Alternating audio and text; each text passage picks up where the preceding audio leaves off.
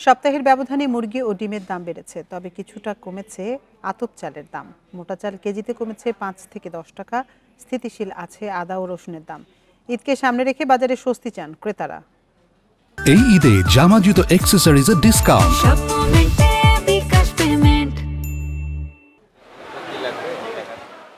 কিছুদিন ধরেই নিত্যপণ্যের বাজার অস্থিতিশীল। এক মাস আগেও খুচরা পর্যায়ে প্রতি ডজন ডিমের দাম ছিল 110 থেকে 115 টাকা, অথচ প্রতি ডজন ডিম এখন বিক্রি হচ্ছে 125 থেকে 135 টাকায়। লালটা হলো 130 টাকা করে, সাদাটা হলো 125 টাকা, হাঁস হলো 190 টাকা।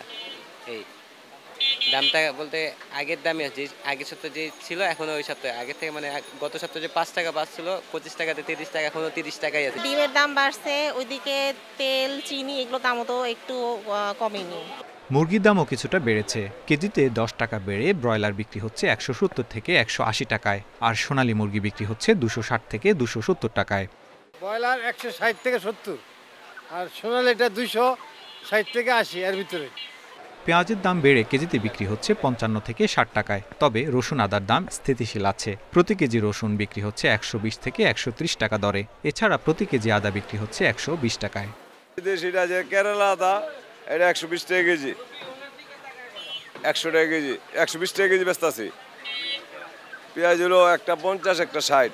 পিঠা, রুটি ও উৎসব আয়োজনের অনুষঙ্গ আতপ চাল। প্রকারভেদে মোটা আতপ চাল কেজিতে বিক্রি হচ্ছে 52 থেকে 56 টাকায়। প্যাকেটজাত পোলাওয়ের চাল কেজিতে কমেছে 15 টাকার মতো, বিক্রি হচ্ছে 140 টাকায়। আতপ চাল আগে ছিল 52 টাকা বা 55 টাকা, এখন 50, 52, 48। আর আতপের ভেতরে কোয়ালিটি আছে। ঈদকে সামনে রেখে প্রত্যাশা হচ্ছে রোজার ঈদে যেমন একটু স্টেবল একটা মার্কেট ছিল, সবাই স্বস্তি পেয়েছে। তো এখন কুরবানি ঈদ আসতেছে, সবাই গরু কুরবানি দেবে, সাথে যেন বাজারের মানে রেগুলার আইটেমটা একটু স্বস্তি থাকে। ঈদের আগে নিত্যপণ্যের বাজার স্থিতিশীল রাখতে নিয়মিত নজরদারির দাবি জানিয়েছেন ক্রেতারা।